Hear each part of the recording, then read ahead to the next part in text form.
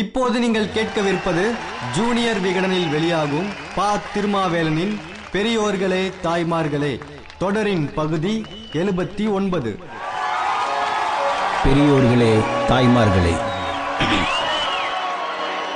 எம்ஜிஆர் கணக்கு கேட்டார். என்ன கணக்கு?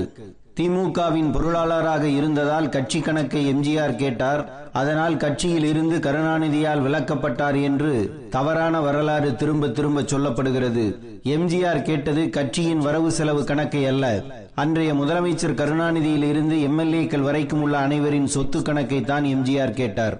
திருக்கழுங்குன்றம் தான் எம்ஜிஆர் தீமூட்டிய இடம். 1972 அக்டோபர் 8ஆம் நாள் அங்கு ஒரு கூட்டத்தில் பேசிய எம்ஜிஆர், அண்ணாவின் பாதையில் இருந்து முதலமைச்சர் கருணாநிதி விலகிச் செல்கிறார். முதலமைச்சரின் உறவினர்களின் சொத்து விவரங்கள் முதலில் வெளியில் வர வேண்டும். அண்ணாவின் கொள்கைகளை காற்றில் பறக்கவிட்டு அண்ணாவுக்கு சிலை வைத்தால் என்ன பயன் என்று கேட்டார். அன்று மாலையில் சென்னை 1000 விளக்கில் எம்ஜிஆருக்கு பாராட்டு கூட்டம் நடந்தது.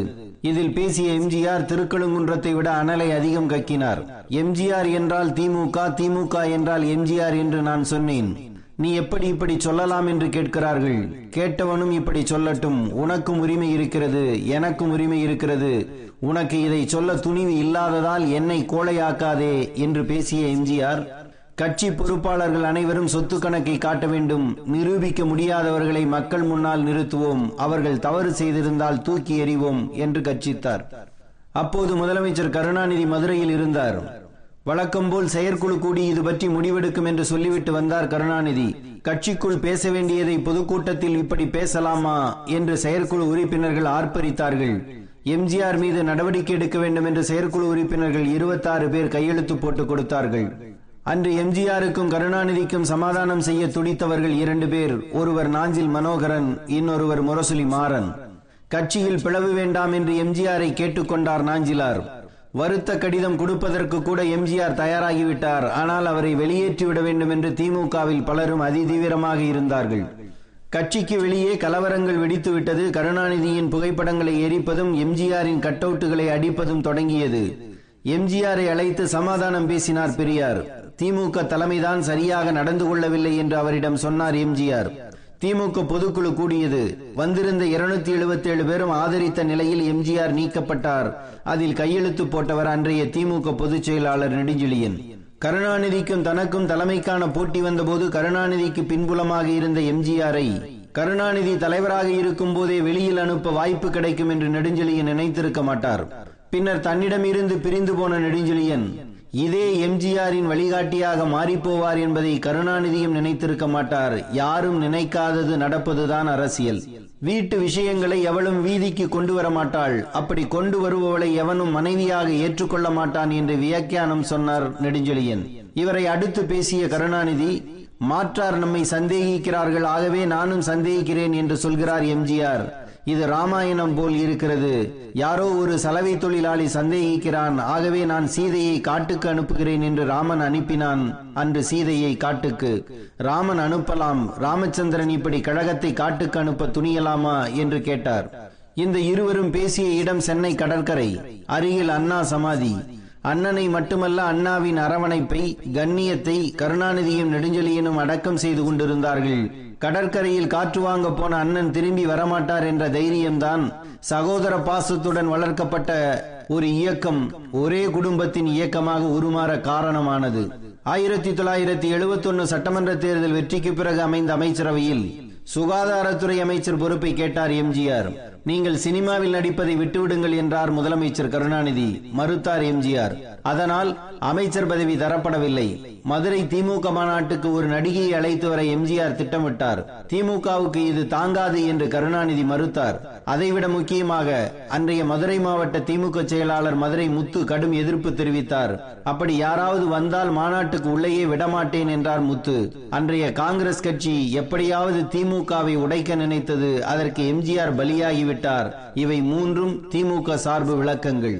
கருணாநிதியின் மூத்த மகன் மூகா முத்து நடிக்க வந்துவிட்டார். முத்துவுக்கும் ரசிகர் மன்றங்கள் உருவாக தொடங்கின. எம்ஜிஆர் ரசிகர்களுக்கும் மூகா முத்து ரசிகர்களுக்கும் சில இடங்களில் பிரச்சனைகள் வந்தன. எம்ஜிஆர் மன்றங்களை கருணாநிதி கலைக்க சொன்னதாக செய்தி பரவியது. திருக்கழுங்குன்றத்தில் எம்ஜிஆர் பேசியது அக்டோபர் 8ஆம் தேதி. அதற்கு ஒரு வாரத்துக்கு முன் அக்டோபர் 1ஆம் தேதி எம்ஜிஆர் மன்றங்களின் கூட்டம் சென்னையில் நடந்தது. அதற்கு தமிழ்நாடு முழுவதும் இருந்து 800 நிர்வாகிகள் வந்திருந்தார்கள். எம்ஜிஆர் மன்றங்களுக்கு நெருக்கடி தரப்படுவதற்கு இந்த கூட்டத்தில் கண்டனம் தெரிவிக்கப்பட்டது. இதைத் தொடர்ந்து திமுக நிர்வாகியான நீலநாராயணன் விடுத்த அறிக்கை எம்ஜிஆர் ரசிகர்களை ஆத்திரப்பட வைத்தது. திமுகவினரால் நடத்தப்படும் மன்றங்கள் மாவட்ட தலைமை நிலையத்தில் உடனடியாக பதிவு செய்யப்பட வேண்டும். பதிவு செய்யாத மன்றங்கள் திமுக கொடியையோ சின்னத்தையோ பயன்படுத்தக்கூடாது என்று தடை போட்டது அந்த அறிக்கை. அதை பார்த்துத்தான் அனலானார் எம்ஜிஆர்.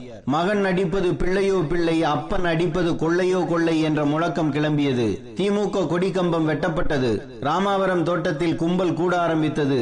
இப்போது நடக்கும் கிளர்ச்சியும் ஆர்ப்பாட்டமும் கருணாநிதிக்கும் ஊழல் பேர்வெளிகளுக்கும் எதிரான போராட்டமே தவிர திமுகவை அழிப்பதற்கான போராட்டம் அல்ல என்றார் எம்ஜிஆர். காங்கிரஸ் தூண்டுதலால் கட்சி ஆரம்பித்துள்ளார் எம்ஜிஆர் என்று மதுராந்தகத்தில் குற்றம் சாட்டிய கருணாநிதி இனி 30 ஆண்டுகளுக்கு திமுக தான் ஆளுங்கட்சி என்று சொல்லி திமுகவினருக்கு உற்சாகம் கொடுத்தார். அண்ணா திராவிட முன்னேற்ற கழகம் உதயமானது. அண்ணாவின் இதயக்கனி என்றார்கள் எம்ஜிஆரை. அது வண்டு துளைத்த கனி என்று கிண்டல் செய்தது திமுக. குண்டு துளைக்க முடியாத இதயம் அது வண்டா துளைத்துவிடும் என்று நெல்லை KRP மணிமொழியன் கடற்கரை கூட்டத்தில் கேட்டார். துரோகியால் கொடுக்கப்பட்ட புரட்சி நடிகர் என்ற அடைமொழியை தூக்கி எறிந்துவிட்டு நமது தலைவரை இனி புரட்சி தலைவர் என்றே அழைக்க வேண்டும் என்றார் KA கிருஷ்ணசாமி. தம்பி KAK கடற்கரையில் காட்டிய பாசத்தை அண்ணன் KA மதியழகன் சட்டசபையில் காட்டினார். ராஜினாமா செய்துவிட்டு தேர்தலை சந்தியுங்கள் என்றார் மதியழகன். தேர்தலை சந்திப்பேன், இப்போதல்ல 3 ஆண்டுகள் கழித்து என்றார் கருணாநிதி. இப்போதே பதவியை ராஜினாமா செய்யுங்கள் என்றார் எம்ஜிஆர்.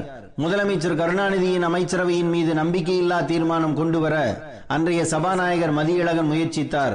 அதற்கான நாள் குறிக்கப்பட்டது. அதே நாளில் சபாநாயகர் மதியழகன் மீது நம்பிக்கையில்லா தீர்மானத்தை துணை சபாநாயகர் விருதுநகர் பே. சீனிவாசன் மூலமாக கொண்டு வந்தார் கருணாநிதி. ஒரே நேரத்தில் 2 சபைகள் ஒரே இடத்தில் 2 தனி நபர்களுக்காக நடந்து தமிழக சட்டமன்றத்தின் 100 ஆண்டு கால மாண்பு நொந்து நூலானது. எம்ஜிஆர் பேச எழுந்தார். ஒலிபெருக்கி இணைப்பு துண்டிக்கப்பட்டு இருந்தது. எம்ஜிஆர் வெளியேறினார். சபாநாயகர் மதியழகனும் வெளியேறினார். எம்ஜிஆரை நோக்கி செருப்பு வந்து விழுந்தது. இந்த சட்டசபை செத்துவிட்டது என்றபடியே எம்ஜிஆர் நடக்க ஆரம்பித்தார். 1972 நவம்பர் 14ஆம் தேதி வெளியேறிய எம்ஜிஆர் 1970